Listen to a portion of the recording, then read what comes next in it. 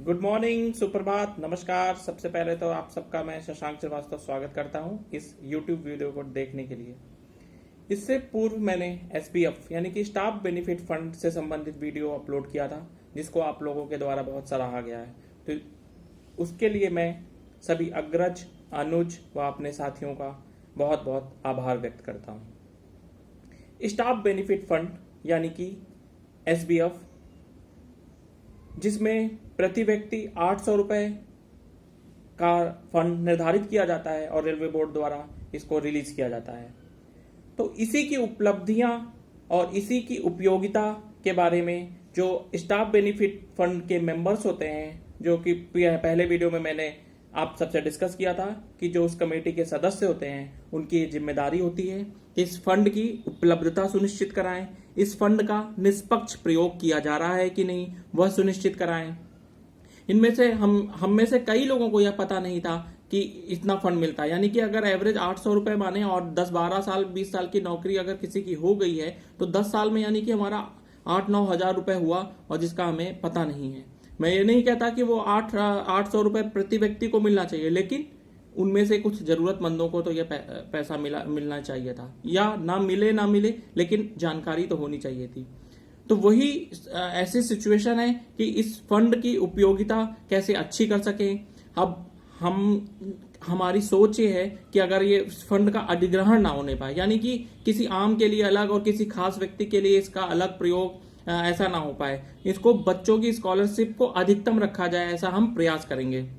अगर कोविड की परिस्थिति नहीं रहती है तो टूर, विजिट और इसका जो कैंपिंग, इसका प्लान करेंगे। और अगर कोविड की स्थिति रहती है तो इनसे जो टूरिंग का जो मैंने बताया था कि कई हेड में पैसा खर्च किए जाते हैं, एम्यूजमेंट है, टूर है, वुमेन एजुकेशन है, चिल्ड्रन एजुकेशन है, और बाकी ये जो हैंडीकैप एम्प्लॉय हैं उनके लिए दिए जाने वाला फंड है, और बच्चों के स्कॉलरशिप है। तो इसी में एक आता था टूरिंग। तो अगर टूरिंग नहीं हो पाती है तो ये जो पैसा इसका बचेगा उसका उपयोग हम कल्चरल इवेंट्स या कोई एक्टिविटी या बच्चों के लिए जैसे गिटार ट्रेनिंग, गिटार प्लेइंग की ट्रेनिंग कराएं, या कुछ डांस की छोटे छोटे क्लासेस या वर्कशॉप महीने 2 महीने 3 महीने के स्मॉल वर्कशॉप रखें, या ऐसे छोटे छोटे प्लान करेंगे जो इस फंड का यूटिलाइजेशन और अच्छे से कर सकेंगे जो बचे हुए पैसे का। क्योंकि हर बार क्या होता है, या तो बचा हुआ पैसा डंप हो जाता है या बचा हुआ पैसा वापस चला जाता है। लेकिन अब की क्या हम लोगों ने ये प्रयास करा है कि ये पैसा जो है कैरी फॉरवर्ड होता रहे, और ज्यादातर हम कोशिश करेंगे कि उस वर्ष का पैसा उस वर्ष में उपयोग में आ जाए।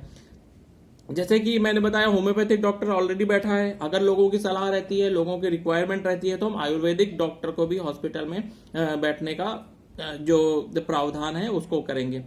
साथ ही मैं यहाँ ये भी स्पष्ट करना चाहता हूँ कि विशेष स्थिति जैसे रही, यानी कि कोई बीमार है या कोई विशेष कारणों से उसको मेडिकल ग्रांट की आवश्यकता है, तो उसके लिए हम जो है रेलवे बोर्ड से और अधिक फंड की भी मांग कर सकते हैं और उसकी संस्तुति करा सकते हैं।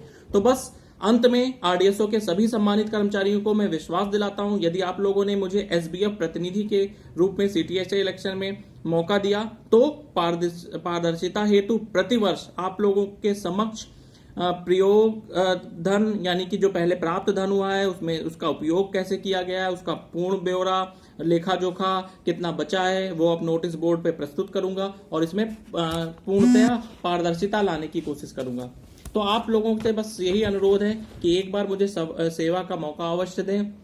और बस इसी के साथ मैं बस अंत में आप लोगों से इतना ही कहना चाहूंगा, कई जीत बाकी हैं, अभी तो कई हार बाकी हैं। अभी तो जिंदगी का सफर यहीं से शुरू हुआ है, अभी तो कई जिंदगी का सार बाकी है। यहाँ से चले हैं नई मंजिल के लिए, यह तो एक पन्ना था, अभी तो पूरी किताब बाकी है। धन्यवाद।